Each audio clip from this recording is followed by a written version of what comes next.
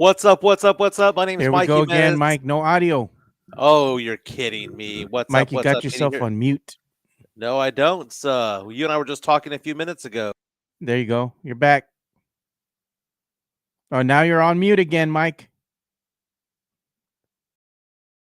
Thing. There you go. Now you're good. You're back again. Okay. Technical difficulties. What's going on, man? It is Friday, Joe. And what do we say on Fridays on this show? It is Friday, and what we Don't give a don't damn. give a damn. In fact, it's 10 a.m. here. In about 10 hours, Joe, I'll be at a casino in Lake Charles, Louisiana. Going to be going to Lake Charles, going to do some craps, some blackjack, some slots. Going to check out Babyface in concert tomorrow. This is the start of my birthday week, Joe. My birthday's March 13. Getting ready for the spring break next week with my kids. It's going to be a fun time, man. How you doing today? Doing good, man. It's actually my birthday month too, as well. So I was born on March the 28th. So I'm going to go ahead and round up the troops here. We're going to probably do something. I'm going to keep it simple. I was thinking of doing something extravagant, but I'm like, you know what? At the end of the day, it's just cool just to hang out with the peeps, maybe go and grab a beer or something, enjoy some laughs, you know, just enjoy some nights, the night of pendejadas, just do that shit with the boys. So we'll have some fun. Very nice, man. Yeah, I'm gonna take it easy for the most part next week. Don't be wrong, I'm gonna be drunk off my ass the next 2 days. Chica and I go all out when we go gambling. So Just don't put Lake no Charles. pictures of her again on the little dress, the black dress. No, that's Barbados, man. But when we go to Jamaica sometime Oh, this year, that'll come back. Here's the thing, man. Next week, my daughters are coming from San Antonio over here. We're gonna go to Galveston and we're gonna charter a boat yeah. and gonna go do some deep sea fishing, man. That's gonna be a fun time. I can't Get do some that. get some beer out there, get some Yeah. booze out there, I have can't a do good that deep time. sea. I can't do that deep sea stuff, man. I've tried it a couple of times, man. That boat's rocking real bad. You get sick out there. If you get drunk, man, you're in for a wild ride. And then when somebody catches a big fish, they go around the boat and they start cutting everybody's line. I'm like, what the fuck, dude? Just gaff that son of a bitch and throw him in the boat. It's like it's not that hard. Oh, dude, we're just having a good time, dude. We're just gonna have a good time. Here's the thing, man. We have a big show today, Joe. Before you and I got going today, we very rarely talk about what we're going to talk about today, but we had so many topics that we had to like break it down a bit, right? Yeah. First and foremost, that Stephen A. Smith thing going on yesterday. We have to get into that. Stephen A. Smith going after LeBron James, or should I say LeBron James going after Stephen A. Smith? Stephen A. Smith just stood there and took it as LeBron went after him in the middle of the court yesterday before the Knicks Lakers game. So we have to get into that as well. There's rumors out there that Micah Parsons has a contract pending. We see all the moves the Cowboys are making right now when it comes to restructuring the deals for Dak Prescott, restructuring the deals for CeeDee Lamb. Rumors out there that they're doing that in order to get Micah Parsons back into the fold. But is Micah Parsons really worth the money? Because the money that he's projected to make would make him the highest paid defensive player in the entire NFL. Now, again, these are just rumors, not substantial reports when it comes to it, but the Cowboys have said they want to take care of Micah Parsons, right? They've restructured some deals. Maybe it wasn't to go get a free agent. Maybe it was to take care of their own. So we'll have to get into that as well. Same thing with Rico Dowdle. There's a rumor abound here that the Cowboys are rumored to go ahead and offer him an extension. We'll talk a little bit about that as well. It's not ironclad. These are projections, rumors, things that have been swirling around here. We'll talk about. I thought there was something else interesting I wanted to get into. We're going to go ahead and talk about this Project Marvel a little bit because it was a heated debate yesterday. Yeah. With Jeff putting that tweet out there on the X. The other thing is there is an interesting clip of Mark Cuban talking to WFAA in an interview, and they're asking him what he thought about the trade that the Mavs did with Luka, uh, and Luka for Anthony Davis, and his remarks are kind of funny, because they ask him point blank, "Would you have traded Luka if you were still the Mavs owner?" And we're gonna get into his response and what he had to say about that because Yeah. I thought Meantime, it was interesting. I want to hear that. Meantime, the Lakers have gone on to win 8 out of 10 games with Yeah, Luka they did. Doncic. They've won 14 out of 16, now the number 2 seed in the Western Conference. A big debate as to whether or not they can actually go toe-to-toe with Oklahoma City, who right now is far and away the number 1 seed in the West. They're getting a lot of pub right now, the Lakers. They always do, right? And that's Yeah. another debate that we're hearing because Charles Barkley, we'll talk about later, Charles Barkley going after ESPN. He's joining ESPN. He's going after ESPN for the coverage of teams like the Lakers and the Cowboys, saying that they only cater to certain teams, and we'll get into that. Um, my girlfriend and I had a debate about sports. So one of the things that we talk about, Joe, is what me and Chica like to do. We like to do things. We like to go out to eat. We like to get some drinks in us. We like to go to church. We like to do charity stuff. We like to go out and do trips, right? Yeah. We like going to sporting events, comedy shows, concerts, and things like that. So we're going to go to Babyface next week, right? So we were sitting down on the couch last night, and she was wanting to buy tickets to an Astros game. And she was like, "Hey, how does this day in March look? Because the season starts early this year. So they're Yeah. playing the Giants, and she's out there buying tickets. And she goes, "Babe, I can go get you an Astros shirt and all that stuff." And I told her, "I'm not an Astros fan. Oh, Space City Mike. I'm a Rangers fan." Now, Ah, back in the day, I was a diehard Texas Ranger fan. Back in the day with Pudge Rodriguez and Rafael Palmeiro and Nolan Ryan and Julio Franco, I what was about a diehard. AA Ron? Yes, even then, even then, even with A-Rod out there, big fan. Somewhere around 10 to 15 years ago, probably when they were one strike away from winning the World Series and they lost it to the Cardinals, I stopped being a fan, right? I mean, I cheered for them when they won. You and I were together when they won. But the fact of the matter is that I'm like, if I have to cheer for a baseball team, I cheer for the Rangers. But I'm not diehard anymore like I used to be, right? It's kind of like if they win, great. If they don't, I don't give a crap. She's a huge Astros fan. Keep in mind, she was also a college softball player, right?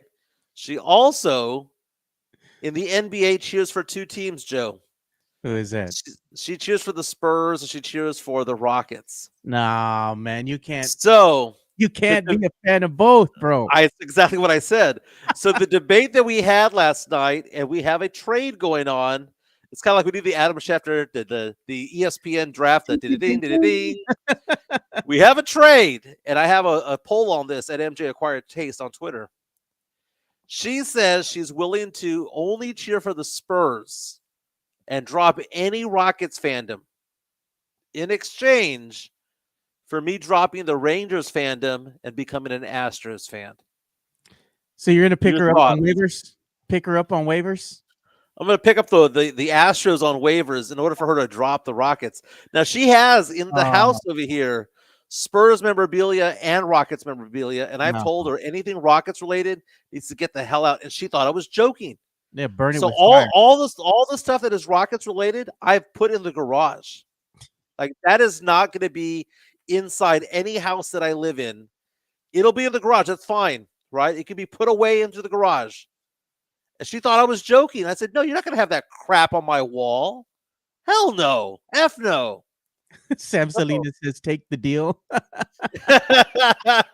So now I am Michael Jimenez, Spurs fan, Roadrunner, LSU fan, Saints fan, and now, as of this year, Rockets fan.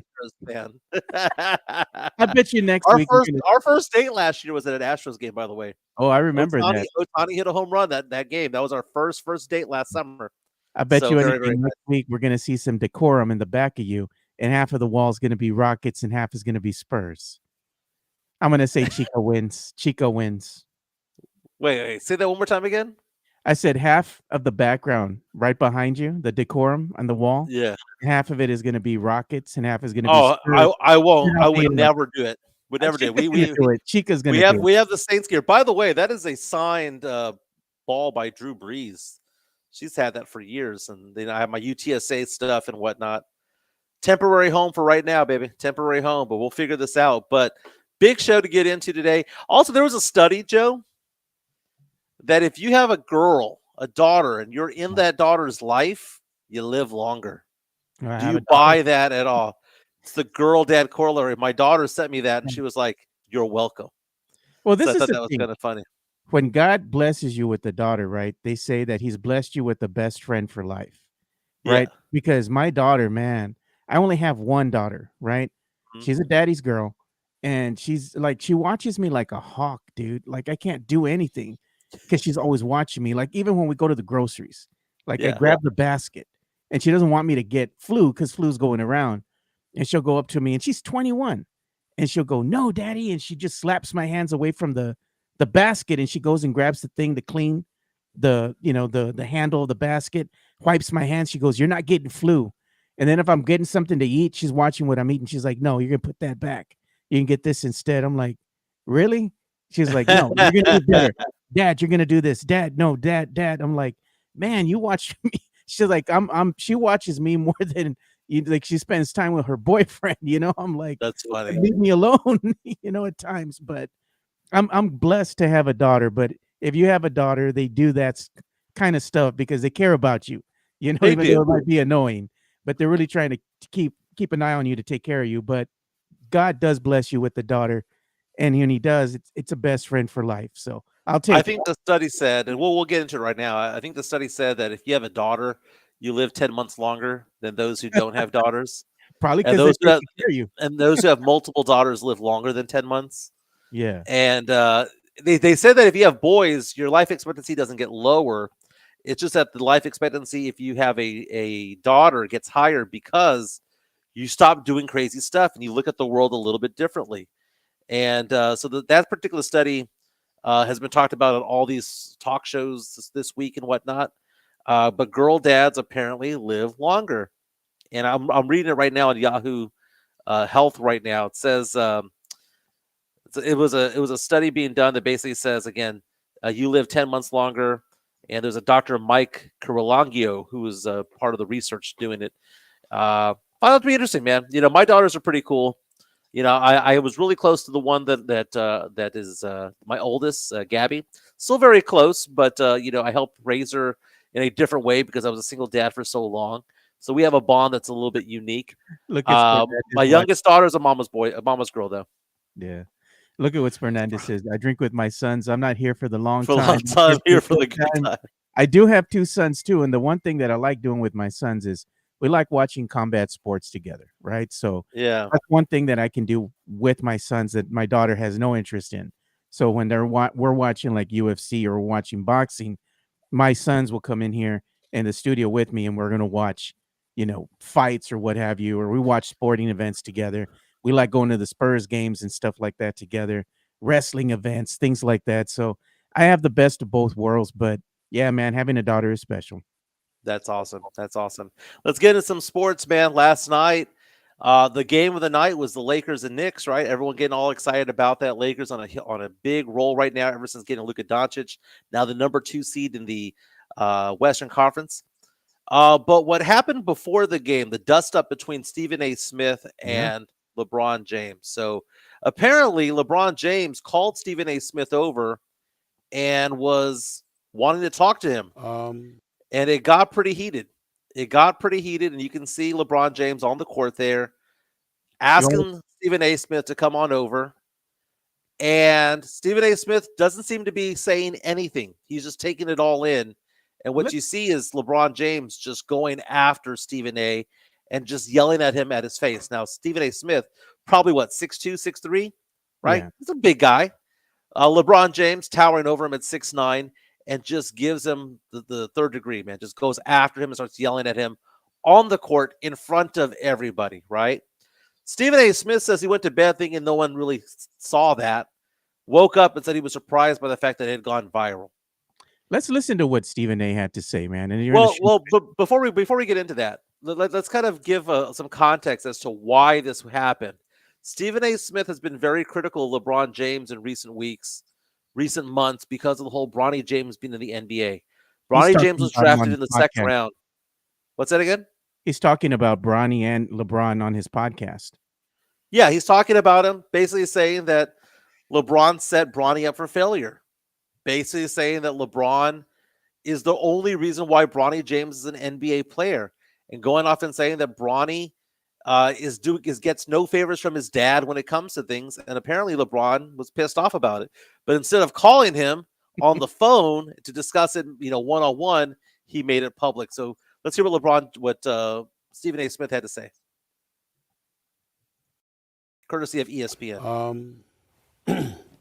That was LeBron James coming up to me unexpectedly, I might add, to confront me about making sure that I mind what I say about his son. Can't repeat the words because they ain't suited for FCC airwaves. That's what he was doing. I thought long and hard about this over the last few hours because I had no intentions, Molly, of talking about this at all. Yeah. And the reason why is because it was a one-on-one, I wouldn't say a conversation, but it was a one-on-one confrontation. But then I wake up and everybody from ESPN and my agent and everybody else were sending me that this thing had gone viral. And so ultimately it was unavoidable, and that is why I have to discuss it now. That wasn't a basketball player confronting me. That was a parent. That was a father. And I can't sit here and be angry or feel slighted by LeBron James in any way in that regard.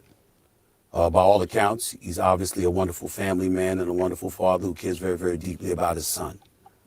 And based on some of the comments that he had heard, or shall I say, I think he thought he heard, he clearly took exception to some of the things that he heard me say, and he confronted me about it. For the record, his agent and friend, Rich Paul, has my number. Maverick Carter, who works under him, has my number. LeBron James knows how to get in contact with me if he wanted to. He never called, because had he called and wanted to talk to me, I would have accepted that call. Had he wanted to see me, I would have flown out and I would have seen him and I would have had a conversation man to man. But that is not what he elected to do. Instead, he elected to confront me while I was sitting courtside. Ari Emanuel, the head of William Morris Endeavor, one of the agencies that represents me, along with Larry David, was sitting courtside. I was with them for the game. And he walked right up to me and he said what he had to say. And apparently he feels like I was slighting his son. Okay, so let's get into that. That was Stephen A. Smith on First Take this morning, about an hour ago, talking about what happened last night at the Lakers game. LeBron James confronting him in front of everybody for the world to see. I will commend Stephen A. Smith on a variety of different reasons. First of all, what he said was not wrong. Stephen A. Smith is paid to talk about sports, paid to talk about all sorts of things, right? And the fact of the matter is, he has the right to say what he wants to say on his podcast and on his TV show. Yeah. He does. I will commend Stephen A. Smith for standing there and not arguing back with LeBron James, because that would have been a bad look for a member of the media to do. And whether you like Stephen A. Smith or not, he is a talking head and he's also a blowhard from time to time. Fact of the matter is that he has the bona fides of being a journalist, because at his essence, the base of what he's been his entire career has been a journalist. He's a talking head now, but he was a journalist for many, many, many, many, many years before he became a talking head. So he kept his cool, because that's what you do as a member of the media. LeBron James doing this in front of everybody just shows how much of a fucking child he is. He's an absolute child. He is soft, and this is why he should never be considered the GOAT. This is why he should never be considered the greatest of all time, because he's a child. He's a child. With all now, I'm not saying that Michael Jordan wouldn't have done something like this. He would have gone after a Stephen A. Smith too. Yeah. But he would have done it privately and beaten his ass in private. Slapped the shit out of him in private in the back, you know? Yeah, like a man. Like a man. But the fact of the matter is that when Stephen A. Smith says, he has my phone number, he could have called me. He has his agent's number and everything. Come on. But LeBron did this in public. Why? He's a child. You know what LeBron was trying to send a message, because let's be honest about this. LeBron ain't stupid, right? So by him coming out here and confronting Stephen A., LeBron's doing two things. He's telling Stephen A., keep my son's name out your fucking mouth. That's what he told him. Two, he knew it was going to go viral. That's what he wanted. He wanted an audience. He wanted a platform, because LeBron James is LeBron James, and he knows by doing this video will go viral. It's going to be the talk of the morning, sports headlines and whatnot.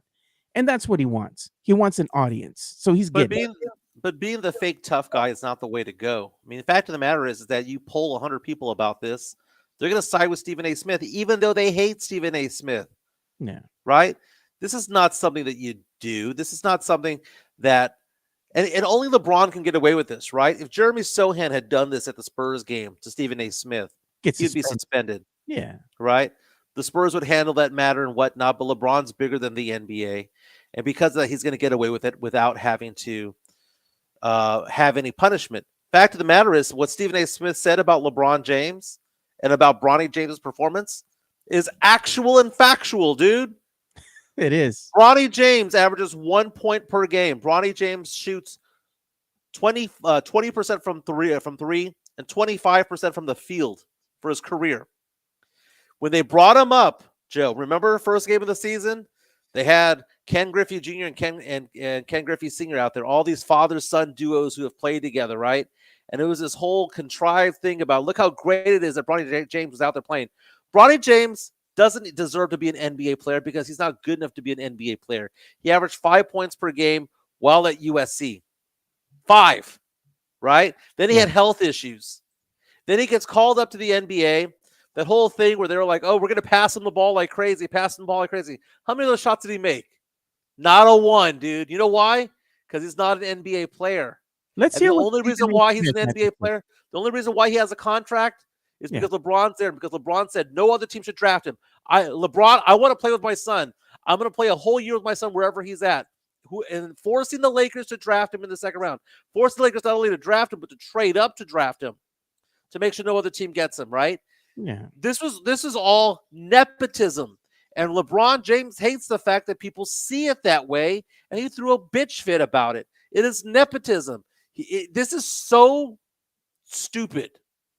So stupid. And he sets his son up for failure by saying that he's better than half the players in the NBA. He sets his son up for failure, who's a 6'2" shooting guard, not a point guard, a 6'2" shooting guard. He's undersized with no handles. He set his son up for failure, Joe. Yeah, let's hear what Stephen A. Smith said. This was on his podcast, and this is, I think, why LeBron got so upset, as far as what he was saying about Bronny, because as you said, he was not just coming out and just speaking nonsense. He was backing it up with stats, actual numbers, right? So LeBron felt a certain way. And I'm going to show this on screen, play it for everybody so they can hear it. Knows more. But you see what you see. Bronny James has played in 13 NBA games. Ladies and gentlemen, he's averaging 0.3 points, 0.3 assists, and 0.4 rebounds. He shot 1 for 16 from the field in his NBA career and 0 for 7 from three-point range. And he's playing in the first quarter of an NBA game? Really? And everybody wants to look at it and LeBron has nothing to do with that. He didn't tell JJ Redick to put him in the game. I get all that. But come on. I'm not being cruel to Bronny. I'm looking out. You have it. I mean, he's backing it up with stats, Mike. He's telling you, is this Numbers an never lie. right now? Numbers never lie. He's not an NBA player. He ain't ready. And that's what Stephen A. Smith went on to say. Bronny James is not ready right now. He needs to go ahead and get some seasoning in the G League. He says, I even watched him in the G League, and he goes, I watched him play pretty good out there. And he's like, yeah, the kid can maybe have a career as an NBA player, but he's just not ready yet, How much of a heel is LeBron James when everyone is siding with Stephen A. Smith today? And everybody hates Stephen A. Smith. Yeah. How many people can make Stephen A. Smith look like he's the adult in the room? That's crazy. That's crazy. But here's the thing. I like what Sam Salina says on our YouTube stream, which, by the way, the chat line is powered by MCS General Contracting, saying, listening to this, Stephen A. is actually being nice, Sam says, because anyone else commenting on this would have flat out said, Bronny James effing sucks. He's trying to be diplomatic about the thing, because look, Stephen A. Smith, does he want to get in an altercation with LeBron James? Absolutely not. But he has a platform to voice his concerns as well. I'm sure that he just probably listened to LeBron and be like, keep my son's name out your fucking mouth. And he was like, okay, all right, all right. Yeah, What's he gonna do? JHNSB says Bronny has to be embarrassed right now. That is a point that I had not thought of right there. What is Bronny James thinking right now, waking up in California to this whole dust up with his dad? That his dad, like, can you imagine that? He's a professional effing athlete, allegedly, right? Yeah. He gets a pro paycheck by the Los Angeles Lakers. He's gonna wake up to his daddy standing up for him to a journalist. What's that gonna do with the Stupid. shit talking now when you're shit talking Bronny? Hey man, you want to get daddy out here to help you? You know, all this shit he's gonna get now. They're gonna be Dude, talking so much crap to him. hey, what's going to happen to Bronny James's career when LeBron finally retires? What's the Oh, one dude, word, Joe? He'll be laughing what? laughing stock gone. He'll be gone. You know Gone why? will be a laughing stock, dude. Shanghai Yeah. Sharks. Here we Hey, come, Shanghai Sharks. want to thank Tony Ornalis for reaching out saying that he's digging the Nike sweater. Oh yeah. So I bought this about 2 months ago at a vintage store in downtown Houston. Yes, I was in downtown Houston that morning. And it was a vintage store, dude. I like it, dude. It's nice. It's different. I don't know how vintage it is, but it was in a vintage store. Oh, they're Very, talking very cool. they're talking about the Ball brothers and all that now. Well, LeVar Ball, Got his foot amputated. LeVar Ball was in over his head a little bit, and he was a bit of a jackass. But, you know, Lonzo was a good player. LaMelo's an excellent player. The third one, So he was right. He was more right than he was wrong. It was just his attitude kind of sucked, and he was taking the Yeah. spotlight from his own kids. That was Yeah. the problem with LeVar Ball. You know, we do have some other news I was going to say to share with Stephen Yeah, A. what's going on? So Stephen A. has actually just inked a new deal out with ESPN. It's been reported here by Front Office Sports, which I'm going to show on the screen right here. Let me go ahead and get that ready to go. So as you can see here, Front Office Sports is reporting Stephen A. Smith has agreed to a $100+ million deal with ESPN that will give him the flexibility to talk politics more, per The Athletic. Now, here's the thing with that I have an issue with. When people tune in to these four-letter networks, whether it be FS1, Fox, or anything else that you're seeing, this is something that you watch to forget about the troubles that are going on throughout the day, right? You just want to hear sports, hear some bad takes or whatever, like have a good laugh. It's entertainment, right? It's entertainment. If you want to talk politics, go to CNN. I don't want to hear that shit if I'm listening to ESPN, if I'm listening to another sports, personality out there, a talking head. What you believe, there's a platform for it. It's called news. Like you can go to ESPN, Fox News, whatever you want to do, talk about that. Your own podcast, go ahead and do that. But not on the airwaves there with talking sports and politics. That's not a good mix, man. Well, it depends on the platform, like you said, because I don't see him talking much politics when it comes to ESPN proper, the four-letter network, when it comes to, First Take or, NBA Countdown or whatever the case may be. I don't see him talking politics too much when it comes to that. He does talk politics on his podcast. So I don't catch the Stephen A podcast all the time. But when I do, I tend to hear him talk politics pretty frequently. I have seen Stephen A on CNN. I have seen him on Fox News Channel. I've seen him on The View talking not sports, but talking politics. He seems to be somebody who's a little bit right of center, not far right MAGA, but he's also not far left either. He's probably either moderate or maybe a little bit right of center. It's one of those things where can you separate the politics from the person, right? Can you separate one from the other? Because you might say, well, what about the platforms? Okay, so he doesn't do it on ESPN, but he does it on ESPN Radio. If he does that shit on ESPN, those ratings are going to tank because people are going to say they're done with this shit. Much like Spurs fans said, F pop, I'm canceling my season tickets because they don't want to hear that crap. They don't want to hear him talk politics. Right, but what if he separates the two, Joe? Like he's been doing right now. What if he goes on The View and talks crap about the Democratic Party, which he did recently? Well, he can do that. He wants to talk with that about politics with The View with the ladies. Do that. Okay, but you're fine with him being in two different platforms doing two different things. That's fine. Just don't come out on ESPN, which is about sports. People need that as a getaway, from what's happening throughout the day. going there to be entertained, talk about sports, listen to people talk about sports, not being over here telling you how to vote and the left is wrong, the right is wrong, this is going on.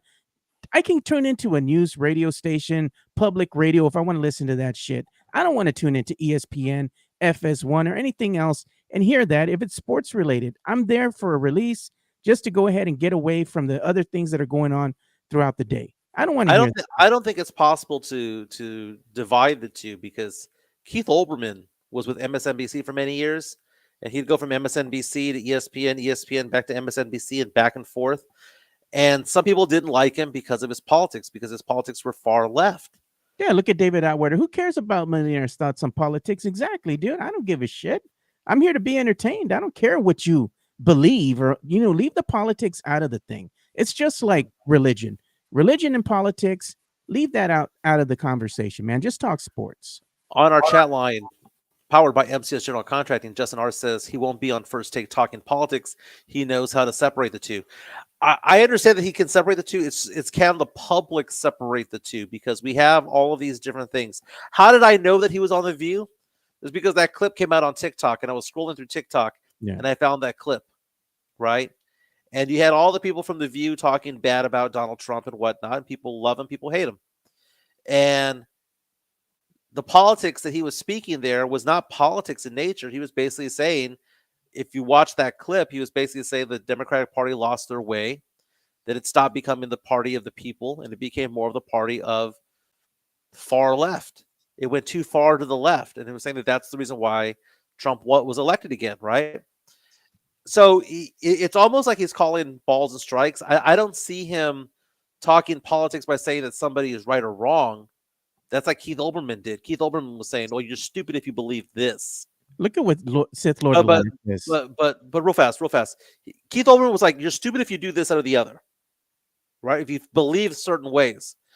When I see Stephen A. Smith talk politics, it's more like he's doing an analysis of what happened, as opposed to telling you how to vote or how to think. Yeah, but look at what Sith Lord Elias says. Yeah, they let Skip Bayless get away with it. Then again, he doesn't have a show anymore. Exactly. People get tired of him, man. They don't want to hear an old talking head out there talking how they feel and what's going on, with in their view as far as politics go and what they support. Who gives a shit? I'm here to be entertained, man. Yeah. It is what it is, man. I just look at it. I try to separate sports from politics, and every once in a while politics gets in the way, right? We've been talking about this with Project Marvel, right? It's a good segue. It's a good segue into it, because that's where politics and sports intersect, right? Ooh. Some people got offended by a post that I made on Twitter yesterday on Jeff Garcia's account at Jeff G Spurs Zone. Why? Because you said San Antonio was poor again? Well, no, what I said was, and this was Chris Lahoff from MCS General Contracting, and now we're going back and forth, a very civil debate about it all. Chris doesn't want taxpayer money to be spent on a Spurs arena, because he says it could be best utilized for other things. You and I have talked about that. Whenever they say a price tag for a stadium, add 50%, because they're always undershooting what it costs, especially if the costs of steel and lumber and concrete go up, right? So that being said, Project Marvel is a concept that the Spurs' new facility could be placed downtown, along with renovating the Riverwalk, along with remodeling the Alamo Dome and making a park area and a land bridge to connect over I-37. It's a very, very ambitious project that would be huge for the city if it was to happen. The question is who pays for it? Now, a lot of people that I saw on Twitter were out there saying, well, these teams should pay for it. And the thing is my question is, well, why should they pay for it? Why? Another city is willing to pay for it. So if another city is willing to pay for it, why would they do it? Because they're just being altruistic? They're trying to do what's right? No, they're trying to make money, Joe. They're trying to make the most amount of money. And here's the thing. I think Spurs fans think that if we play chicken with the Spurs will blink and say, okay, we'll stay at the AT&T. What's their name going to be? What's their name going to be if the fans want to fuck around and find out? They'll be the Las Vegas Spurs. They're going to be gone. They're going to leave. Gone. Yeah. They'll be gone. They'll be in Las Vegas, they'll be in Austin, or they will be in Seattle, because those teams and those cities are ready to roll. Here's They're a ready to roll. groundbreaking thing that I would like to say here, man. It's real simple, and it's something that would be more economical. Scrap Project Marvel and do something with that ugly ass Alamo Dome. You have already a prime spot there, right? Either renovate it and make it look like the rendering here, and make it look really nice inside. Bring it into this, new era that we have, where you have a really nice venue, state of the art electronics, boards everywhere, really nice and clean, nice and open. Make it something that's going to be the jewel of San Antonio. Instead of spending all these billions of dollars on Project Marvel, renovate what you already have, but give it a little sparkle, make it look really nice, and the Spurs could still play there. UTSA could still play there. I mean, No, they're not. it They're makes not. no reason. UTSA football. The NBA does not roll with football stadiums as arenas. Well, then kick UTSA out and have them go play over there in that freaking baseball diamond they got there. They got a practice facility. Have them play They there. the Alamo Dome is a paid for facility. They're not going to get rid of it. Yeah. It's either going to renovate it or nothing. They're not I going to think they implode it. renovate it. Save all that money. Just renovate what you Well, already have. the renovations that would be needed would be to gut the living crap out of it, and that would Yeah, cost charging. that would cost a percentage of what it would do to do Project Marvel in the first place. You can't play an NBA team is not going to play in a football stadium. That's just not going to happen. When the Spurs play at the Alamo Dome was not created to be the home of the Spurs. The Alamo Dome was created to be a football destination. The Spurs played there until the Frost Bank Center was built, or formerly the SBC Center, right? So that was never the home of the Spurs, like the permanent home of the Spurs. It was just a stopgap. The fact of the matter is that every team has a 30-year commitment to an arena. It's almost 30 years for the Frost Bank Yeah, Center. 2003. So we're 22, 23 years into it, right? So by this time, 7-8 years from now, the Spurs are due to get a new place because technology changes. That's like saying I have an iPhone 1 and then I'm not going to get another one until the iPhone 4, then the iPhone 7. Maybe you don't get one every time, but every few generations you get a new one, right? That's the way that it works for arenas because unless you're playing at Wrigley Field or Madison Square Garden, you need a new arena. Over here in Houston, which is an hour and a half from me, southeast side of Houston, where they have NRG Stadium, they might build another arena. You're going to have the Astrodome next to NRG, next to a new arena, because you need to have something new and modern because that's just how the NFL rolls. There's so much money involved in the NFL and in the NBA. You need to have the facilities that respect that. But you're forgetting one important thing, Mike. What's the that? City officials that the people have elected here to represent the city of San Antonio and make decisions based on what's best for the future are a bunch of fucking idiots. They haven't done anything to go ahead and really help the city. Joe, that's we can say that about the 1990s, I'm 1980s, just saying, 2000s. Even We don't know if they're idiots or not, Joe. They're just idiots, people, dude. They're dumb. They're just people. That's just something that everyone says, that they're idiots. It's like get it done. Like the projected thing that they're having with Project Marvel, $1.2 to $1.5 million or billion dollars, should I say? It's going to go way up. It's going to go past that. And they're telling everybody, hey, let's vote for this. They're probably going to have something else embedded into the docket, to go ahead and get this thing passed. It's going to go beyond that. At the end of the day, where's all the funds going to come from? Yes, they can come from the hotel, motel tax, whatever. Let's go ahead and tax the tourist. All right, great. The rest of the funds, where are they going to come from? They're going to have to do something where it's going to come from the taxpayers as well. It's going to have to come from the San Antonio Spurs, but somebody else is going to have to get involved as well. Bear County Social Apparel on our YouTube stream chat line powered by MCSA and Spurs not leaving. The Golden State Warriors won how many titles in the 2010s and the 2020s? Did they leave? Yes. Are they in Oakland? What are they, Joe? One word. Gone. They don't play in Golden State anymore, man. They play in Santa Clara now, if I'm not mistaken, or San Francisco.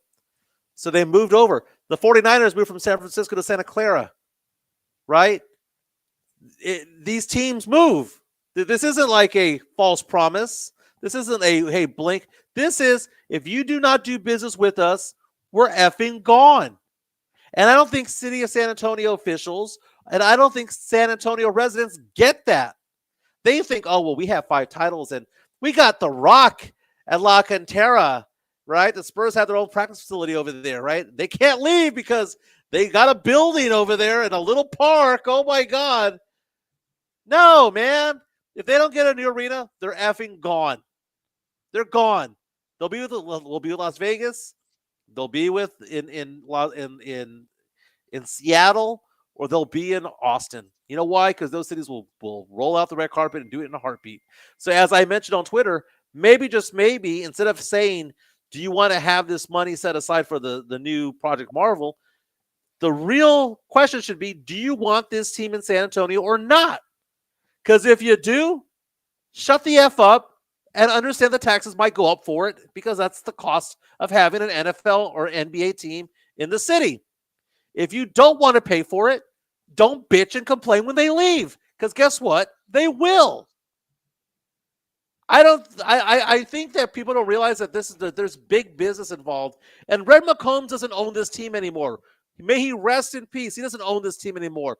Who owns this team, Joe? Right, the whole family. Yeah, And a lot of Austin money. Do they have loyalty to the city of San Antonio? No, they do not.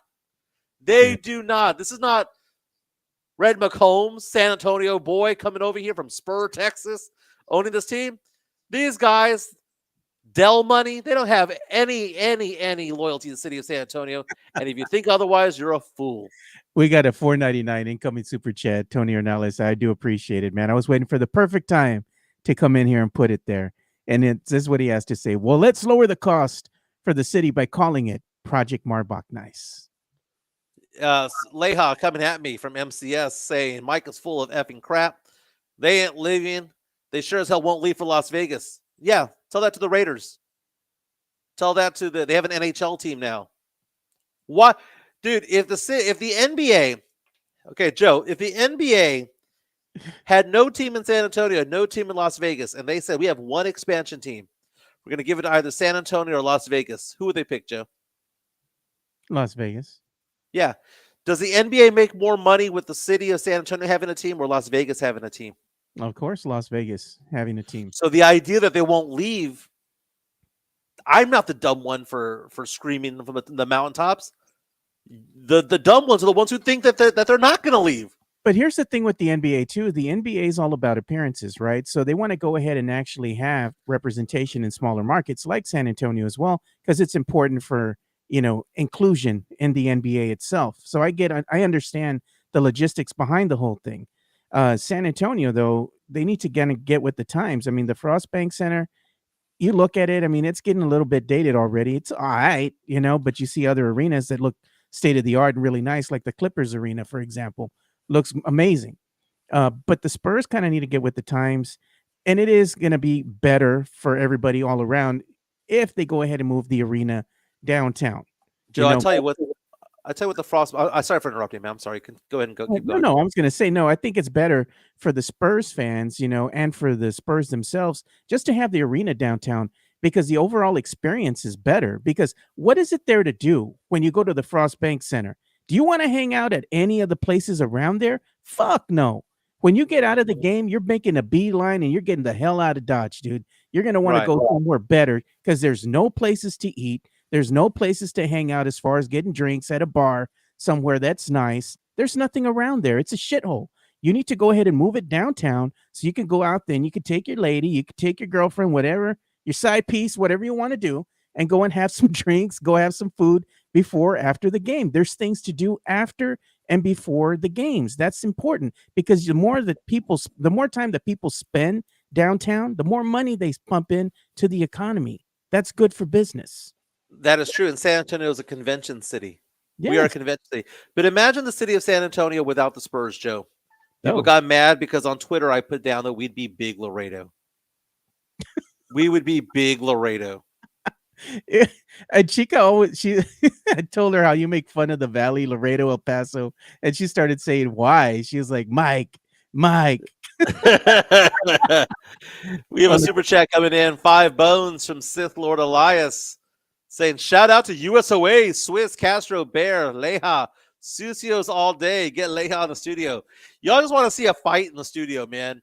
Here's the thing, Joe. He's complaining right now about paying more taxes. That's the cost of doing business. And if you don't want to pay the taxes, I'm not saying that someone should be forced to or a city should be forced to. All I'm saying is you don't do it, you have no team. Okay, so here's the gripe too. You're going to spend more money as a taxpayer to go ahead and pay all this money to get this arena built, right? And then what's the Yeah. Spurs going to do? Thank you very much for giving us a new arena. You know what we're going to do? We're going to go ahead and jack up the ticket prices now. So what you were paying at the Frost Bank Center ain't going to be shit compared to what you're going to be paying to go watch a Spurs game downtown. If you think that you were getting priced out before, well, guess what? You're going to get sticker shock with the new arena. And water's wet, Joe. I mean, the bigger the house, the better the furniture, man. What are you going to say? Well, if you can't afford it, good. No, if you can't afford it, go make more money. Watch it at home. Watch it at home. My Mario Cavazos comes out and says the Frost Bank will convert into a Mega Spirits Halloween. Here's the thing about it, though, and I'll say this about the Frost Bank Center, and I'll give it its props. It's not a bad arena, dude. When they built the barn, I initially thought back in the early 2000s that it was a crap hole of an arena. I did. It's become more endearing to me over the years, and as I have had the fortune because I have work where I work in different cities. I've gone and watched NBA basketball in Philadelphia. I've watched it in Houston. I've watched it in LA. I've watched it in Phoenix. I've watched it in Dallas. Frost Bank Center is a very, very pleasant place to watch something happen, whether it be a Spurs game or whether it be a rodeo event. But I tell you what, though, Joe, people think that if Project Marble was to take hold, that the Frost Bank Center would just like go away, that it'd be imploded. It'd be like the Astrodome, where it's just gutted, right? Where it's just sitting there like a what are you gonna have there? Like a Roman ruin, right? What are you gonna have? What events? If the Spurs, dude, I think you open up the dates, Joe. I think it becomes a hell of a venue for concerts, for WWE, for UTSA basketball, maybe. What about UTSA football? Putting it there? You can't. It's a basketball stadium. Well, they can go ahead and put a field out there. I'm just saying. They play football next there in the little Hemisphere Arena. Not the Hemisphere. What is it? The Joe and Harry Freeman Coliseum next door. Yeah, it's a 40-yard field, dude. Gunslingers out there. So I'm looking at it and I think to myself, that could be a really good venue. Why can't San Antonio be a music destination? Why can't it not have more of the circus or more of the rodeo events and all that stuff? There's a lot that can be done. There's a lot that can be done there, and it's paid off. But you called it a poor city. People don't have the money to necessarily pay for that. For what? To go see a concert. I mean, look at the prices that you have now for like Cassine Jelly Roll, Post Malone, The Weeknd. Yeah, I just bought 2 tickets. I bought 2 tickets. They're expensive. They're not cheap, Yeah, well, I mean, shit, life isn't cheap. I'm just waiting for you to say it. You're gonna say, well, if you can't afford it, go make more money. Can't afford it, go make more money. I've never understood that mentality. Joe, here's the thing, Joe. Like, I was telling this to my girlfriend the other day. She and I are both self-employed, right? She's a dental hygienist who's self-employed, but she does very, very well for herself. I am self-employed as a financial guy. If I want to make more money, I go make more money. If I don't, then I stay home and don't do anything, right? I have an ambitious streak in me that makes me successful. And that's why I have like no, dude. I have worked 2 full-time jobs. The last house I got with my ex-wife, I worked 2 full-time jobs, 80 hours a week, 2 different locations, 40 hours a week, 7 days a week for 2 years to get that house. I drove Uber when I couldn't pay the bills. I substitute taught. I refereed basketball games to make ends meet when my business wasn't doing so well. Doing very well now, right? But it took a while for that burn to happen. So when I go out there and say, well, just go make more money, that's not me being flippant and going, oh, well, you guys are just poor. What I'm saying is that I used to be paycheck to paycheck. I used to be someone who struggled with money. I used to be in debt. And guess what I did? Went and got a second effing job, and I made money, and I got myself out of the hole. I'm not being flippant. I'm just letting you know I worked my ass off to be where I am today. It didn't just happen. It didn't just happen. So when I say go make more money, do you know what I'm saying, Joe? Go make some more money. Go make some more money. Go make an extra $5 Money isn't everything. Love is the battlefield. Joe, I used to drive Uber, Joe, and that was recent. That was like 5-6 years ago. I used to go pick up people, drunk people at 2 a.m, dude. I used to do Uber Eats, Joe. I would deliver people's food. Five Guys, Whataburger, freaking what was that? Sea Island. I would go deliver that stuff because I was struggling with my business 5, 6, 7, 8 years ago. I'd go pick up people at the airport. I'd take them to freaking Handy Andy and HEB. Right? I worked my ass off, Joe. I worked 2, 3 jobs. Dude, just go make some more extra money, dude. It's that easy. It's that easy. Oh, man. Still look at Tony Ronaldo. San Antonio is the poorest city of Texas, large cities, but it faces economic challenges, he says, particularly in certain areas. It often ranks around the middle to lower tier when it comes to factors. So here's the thing, Joe. The biggest part of it all is that there's a brain drain that goes on with the city of San Antonio. Smart people leave. That's just basically it, dude. I mean, the smart of the smart leave because there's no industry here to keep the smartest of the smart. They said, we're a blue-collar town for a reason. They said, did you work at the 7-Eleven near Culebra back in the day? No, but I used to work at the Target on 410 and Bandera back in the day. Man. So Bear County is saying just waiting for the 1099s to make their appearance. 10. Jay Chinnis says Mike worked his ass off making sure teenagers got fired from Pizza Hut. Not teenagers, one teenager, and F him, road raging mother effer. No, one teenager. He tried to road rage me. He tried to drive people off the road. He cussed at me. I went back to the restaurant, told him off to my face. I said, "What were you saying? I'm right here. I'm here. Tell me what you said outside to my face. I'm over here." God, that was one of my best moments ever. You came in there, you did a Reese Witherspoon. Do you know who I am? Still saying Mike was the doorman at Sugar's. That's great. Working for them tips, brother. Justin R, man, thanks for being part of the show, my man. He says he's taking off right now. Ooh, what? Tony's saying Mike is right. That's why I moved near Austin and left San Antonio. Yeah. Mike LeBron. So Tex-Mex Frank says, what smart people leave? What does that make us? What I'm saying is when I say the smart people leave, I'm talking the 1 percentile smart. I'm talking about those who got the 1600 on the SATs. They don't stay in San Antonio. The other 99% stay. Huh? Look at you, right? You get your opportunity there with Chica, right? And what happened? When I got my opportunity, just like from that Friday after next, when I won my money, I said I'd never leave the hood, but when I won my money, I was gone. I want to live in the hill country. That's ultimately where I want to live, man. But if I end up hanging out here in Conroe, I hang out here in Conroe, dude. I got Chica. That's what matters, dude. You know, you go where love takes you, man. Is that as soon as I had my opportunity, I'm gone. That's why they calling you Space City Mike, man. Space City.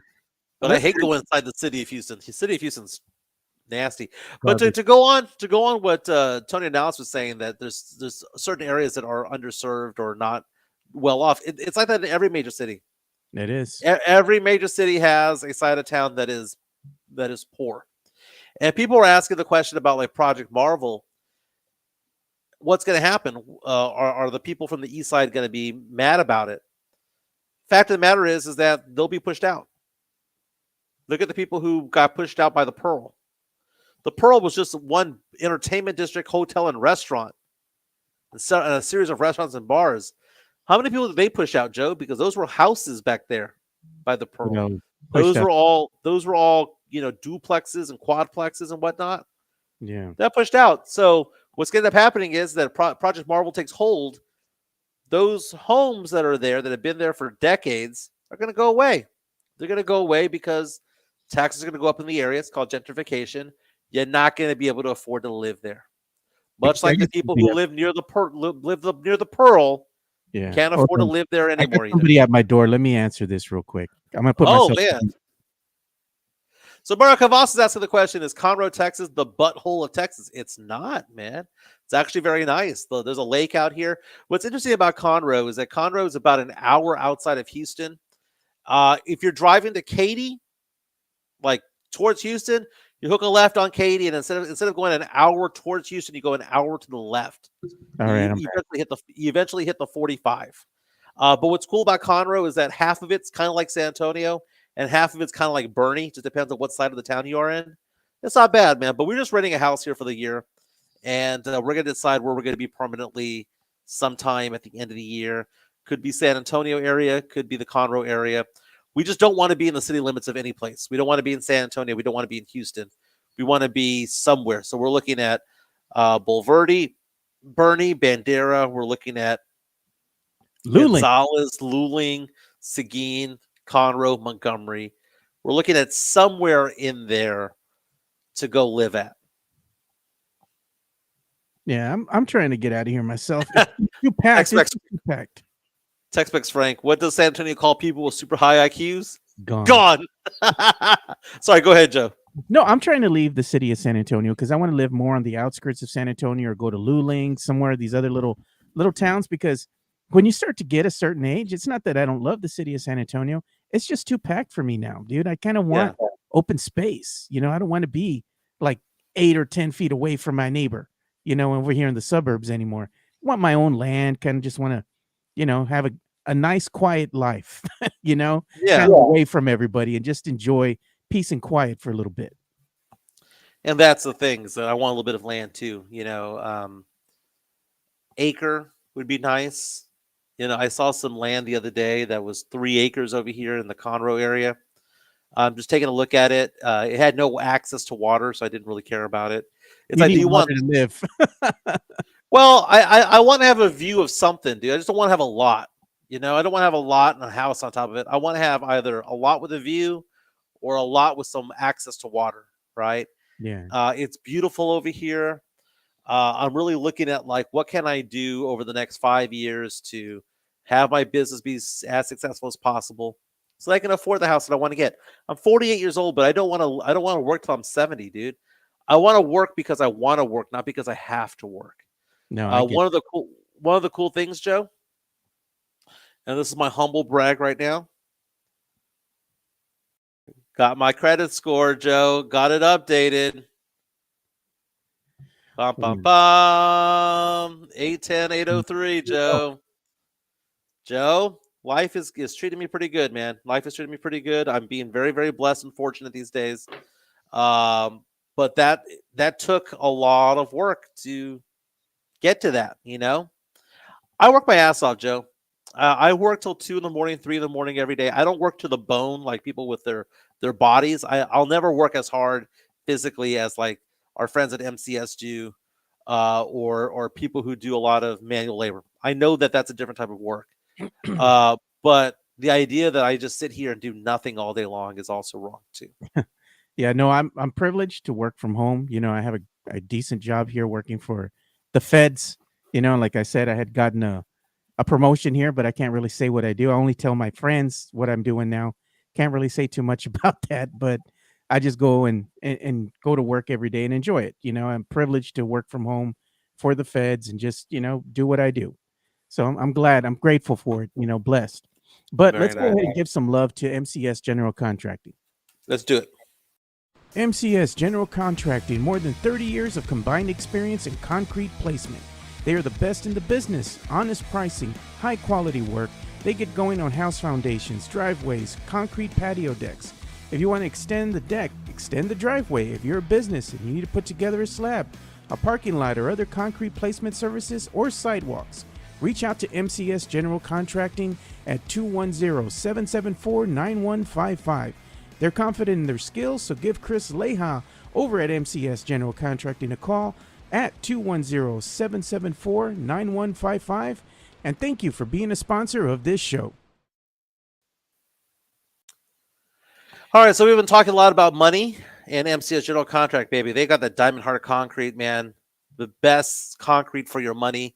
774-9155. That's 210-774-9155. They do a fantastic job. I've been a customer of theirs and will continue to do so. They showed, if you can show Joe their screen real fast, their Twitter account. I'll bring that Not up. Lehow's, but MCS's Twitter account. Not only do they do residential, not only do they do business and corporate work, but they also did some work over at Randolph Air Force Base. Beautiful work there. Fantastic job. Doing it for the government. Yeah. Amazing, man. They did a fantastic job. So if you want it done right the first time, go ahead and give the people a call over at MCS General Contracting. Again, they go ahead and power the chat here that you boys use every day. Again, the number is 210-774-9155. That's You know what right, I'm going to man. do too? Subscriber. I'm What's going to up? go ahead and give a shout out, man, because we have friends of the show here, Spernandez and Steph Mejia, and she's doing something now, with Fuerte Productions. Mm-hmm. And I kind of want to give a shout out to them because I want to go ahead and give my friends a plug. If you're doing something, you're my friend. I'm going to go ahead and give you a plug on the show, man. So I'm going to go ahead and show this on the screen real quick here. And that's Spernandez and his girl. They're doing Fuerte Productions. So he says, hit us up for all your cinematography and videography needs. You can follow her at Chicana Fuerte. She does amazing work. So you're looking to need a photographer or videographer for your wedding, skiing says, graduation pics, sports action shots. If your kids are in, soccer, little league, go ahead and give her a call, man. She does great work. Again, you can go ahead and find her at Chicana Fuerte there, and they're heading up something called Fuerte Productions. So give them a shout out. Congratulations to them. Hey, we were talking about money earlier, and somebody who might be raking in the money right now is Micah Parsons of the Dallas Cowboys. Yep. Micah Parsons in line for a contract. The rumor is that the Cowboys are making moves in order to sign him to a long-term deal. What have the Cowboys done this week? The Cowboys have restructured the deal of Dak Prescott to free up some cap space. They restructured the deal of CeeDee Lamb to free up cap space. So now they've got like $36 million now in cap space, Joe. Oddly enough, ML Football is predicting that Micah Parsons should be in line. This is what his projection is: a 4-year, $144 million contract extension. You do the math, Joe. That is $37 million a year, Joe. It's a lot for a defensive player. So let me make sure I have that right. 144 divided by 4, 36 million a year. So if they have 36 million in cap space and they've got this guy that's right here who's up for an extension, you okay with them using all that cap space to re-sign Micah Parsons, or is Micah Parsons not worth that money? Because right now, that would make him the highest paid player on the defensive side of the ball in all of the NFL right now, Joe. Right now, the highest paid defensive player is Max Crosby of the Raiders, who makes $35.5 million. We have Chris Jones, who makes just under 32. Roquan Smith makes $20 million. Jalen Ramsey makes $24 million. These are based on their actual positions. That being said, Joe, does Micah Parsons deserve to be the highest paid player in the NFL on the defense side of the ball? And beyond all that, as a Cowboy fan, do you want him at that price point? You're going to want one of your best players, especially on the defensive end, to come back. But at 144 million, if you go ahead and sign him, what does that do for your future as far as you filling the other gaping holes that you have on this team? And is that going to be conducive to you winning? That's the other big disparity between the whole outlook of giving him 144 million contract extension. What does that do for the Cowboys' future? They've already locked in Dak. They've already locked in CD. You got to go ahead and address the center position. You don't have a running back. So if you go ahead and pay Micah Parsons, what does that do? You're going to run out Rico Dowdle again? We've seen what that looks like. That's not conducive to winning. So if they go ahead and extend Micah Parsons, expect more losing seasons ahead of you because you don't have any money to go after people. I don't mind paying a lot of big money to a handful of players, right? We saw this. Saquon Barkley signed an extension with the Eagles for a little bit more than $20 million a year, 2-year contract. You see the Eagles paying Jalen Hurts. They're paying Saquon Barkley. They're paying A.J. Brown. It's worth it. You see the Chiefs paying Patrick Mahomes, Chris Jones, Travis Kelce. And for the most part, up until now, it's been worth it. The Niners paying Christian McCaffrey, paying players like George Kittle and paying some of the players on the defense side of the ball, worth it. Is it worth it, Joe, when the people that the Cowboys are paying are Dak Prescott, CeeDee Lamb, and Micah Parsons? Micah Parsons is one of the best players in all of the NFL on the defensive side of the ball. But he's not Lawrence Taylor. He's one of the best, don't get me wrong. But, I mean, I think he's overhyped. He's a very, very good player. He can play multiple positions. But at $37 million, $36 million a year, I'd rather have two guys making 20. I'd rather have two really good players making 20. Because he's not Reggie White. He's not Junior Seau. He's not one of those guys. He's just not. He's just a very versatile player who does a lot of good things. CeeDee Lamb is one of the 5 best receivers in the NFL. No kidding. But do you need to have a top 5 receiver in the NFL to be successful? Maybe, maybe not. Dak Prescott, as being the highest paid player in the entire NFL, is a joke.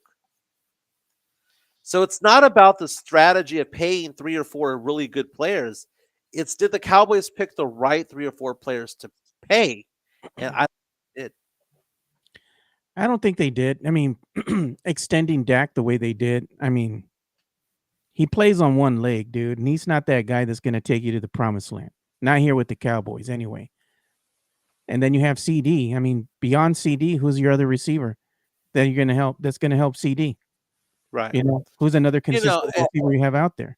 As I was saying what I was saying, Joe, I knew somebody would echo this. Sam Salinas on our YouTube stream, chat line powered by MCS General Contracting, did not disappoint.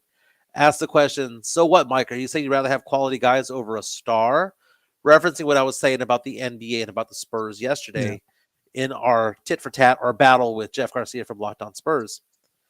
It's different in the NBA than it is in the NFL. The NFL, you could win with a lot of good players. A lot of good quality players can win you games, can win you Super Bowls. The NBA is not like that. The NBA, stars win, dude. Stars win 9 times out of 10. They always do. Stars in the NBA most definitely win. So much so, Joe, that who's the hottest team in the NBA right now? Lakers. Lakers and Cleveland Cavaliers. Don't forget about them. They have. So let's talk about that. Lakers have won 14 out of 16 games. Now the number 2 seed in the West. Beat the Knicks. Close game.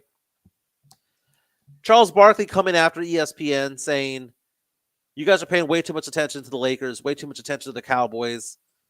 The coverage sucks and things like that. Who is right, Charles Barkley or ESPN, and what ESPN chooses? Because Stephen A. Smith on First Take today was saying, wait, Chuck, we talk about the NBA in totality, but then we talk about the Lakers. We talk about the NFL in totality, but then we talk about the Cowboys. We talk about the Major League Baseball totality, but then we talk about the Yankees and Dodgers. He says because it's an overall view, and then it's a close-up view of the teams that draw the most listeners or ratings. Let's listen to Charles Barkley. This was funny with him, like you were saying, talking about, I guess, what the 4-letter network talks about all the time, which is Lakers and the Warriors, right? So Charles Barkley knows that he's going to be going to his employer, which is now going to be ESPN next season, right? So he's calling out his employer here in this clip, and I think it's funny. And he's also calling out one Kenrick Perkins. So let's listen to what he has to say. I saw a fool idiot on TV talking about the Lakers save the NBA. I saw a fool idiot on TV talking about the Lakers save the NBA. Save the NBA? Yeah, he's an idiot and a fool, but he know who he is. What's his name, Shaq? Which one are you talking about? Kenrick Perkins. Oh, he said the Lakers, first of all, the Lakers have had a great 2 weeks. He said the Lakers saved the NBA season. That's because them fools on the other network, which we're going to be working for next year, that's all they talk about.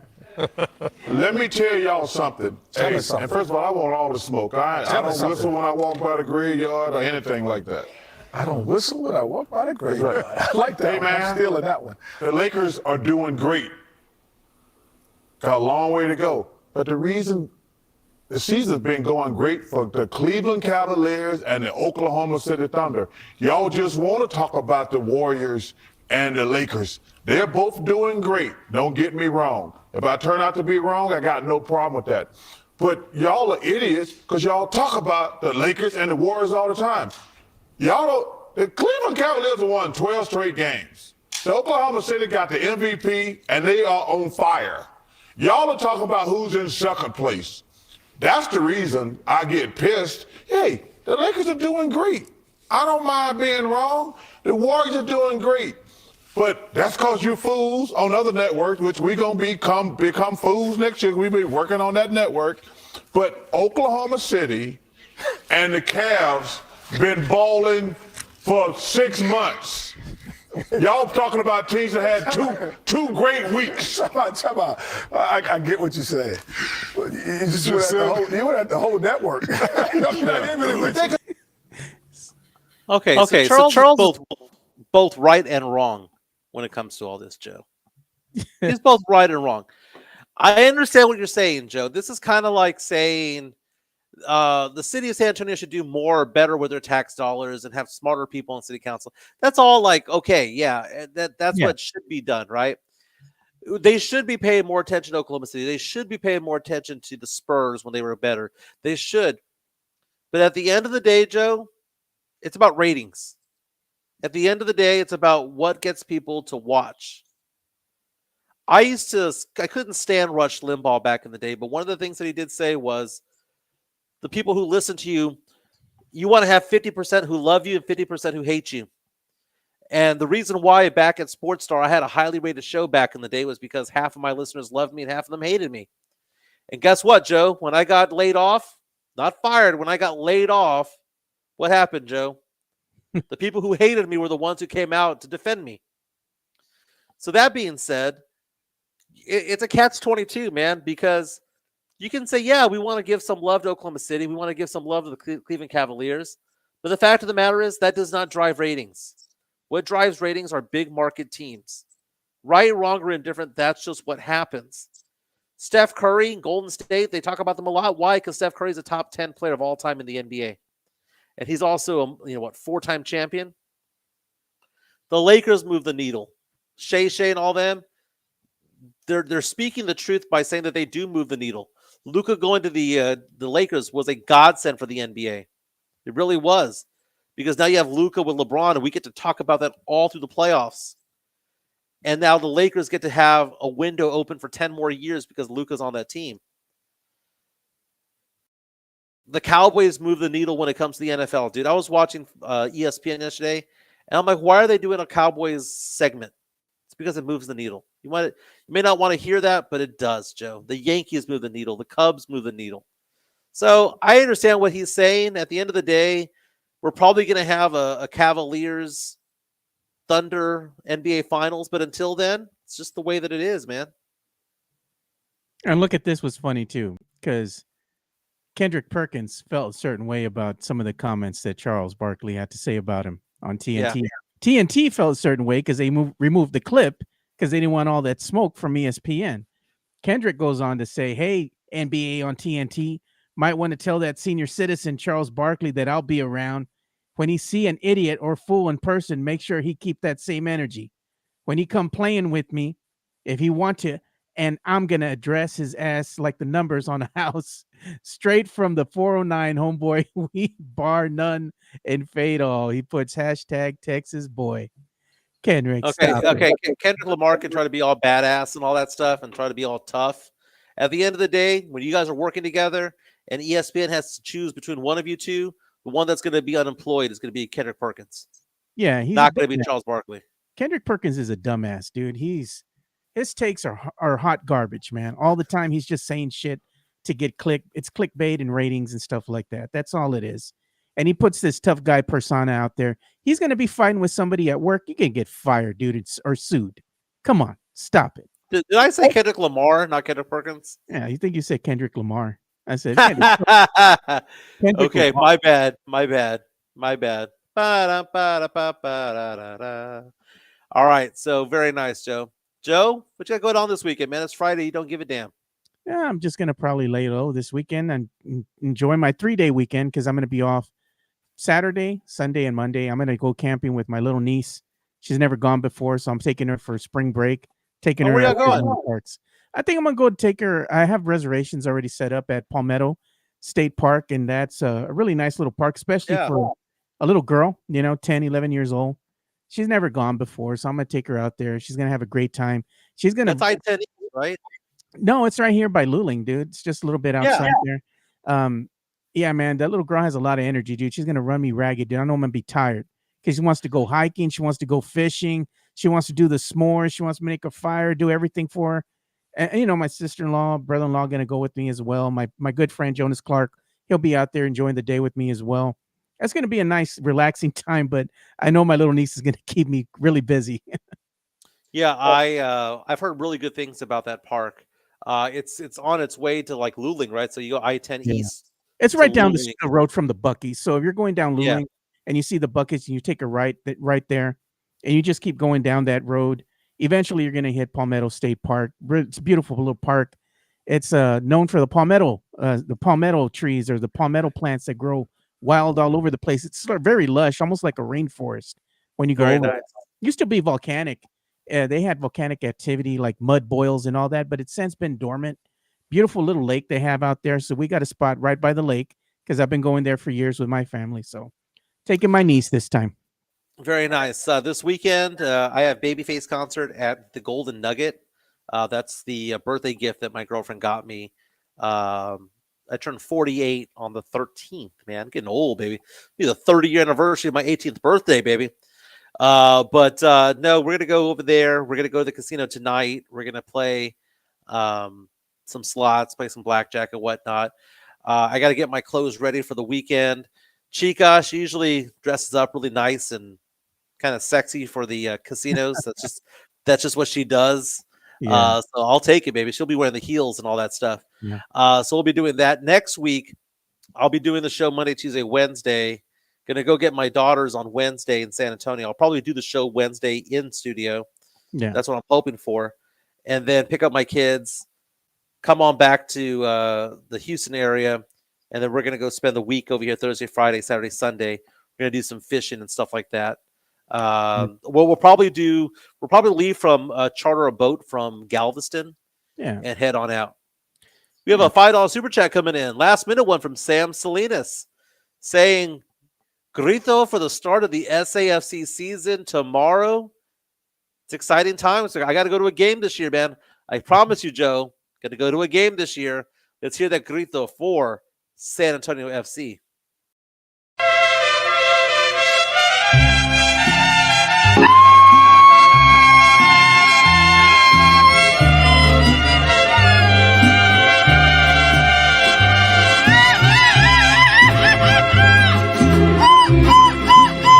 Por presumir a mis amigos les conté que en el amor.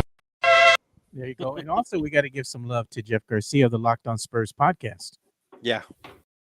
Locked On Spurs is your daily Spurs podcast, hosted by Jeff Garcia, the lead Spurs writer for Ken's 5 San Antonio. Jeff has a healthy plethora of guests all the time on the Locked On Spurs podcast.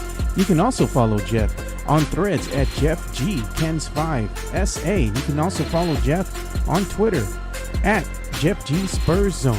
So make sure you go ahead and give Jeff a follow not only on threads and Twitter, but also on YouTube at youtube.com/@Locked On Spurs. This is where you're going to be able to find the replay of the Locked On Spurs podcast. Make sure to like, subscribe, and share. And there you go. And today, guess what? Who's the guest on Locked On Spurs? Yours truly. I'm going to be on there.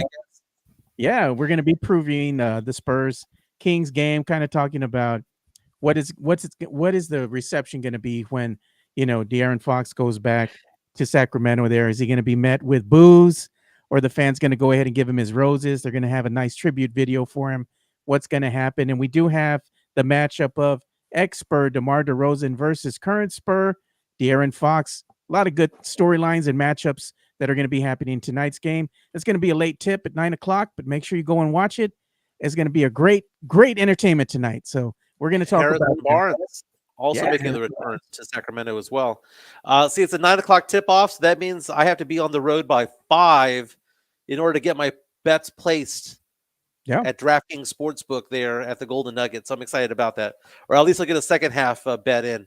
Very, very, very, very nice. Again, the Spurs in action tonight against the Kings. Kings favored to win tonight. I mean, they're a better team. They're at home, but the Spurs have been playing a little bit better. We'll see what Devin Vassell can do. We'll see how many minutes Stephon Castle plays. He needs to play 6 more games to win Rookie of the Year, Joe. Then he's got it all wrapped up at that point, man. So we're excited about that. Everyone have a fantastic day. Before we go, let's show my number as well. Sure. Stock market's down again. There were some bad unemployment numbers that came in today. Stock market now officially down 7.5%, the S&P 500 in the last 3 weeks, man. So we're 2.5 points away from it being a correction, a self-inflicted correction, might I add. But my number is 210-508-0369. Hit the like button, everybody, on the way out.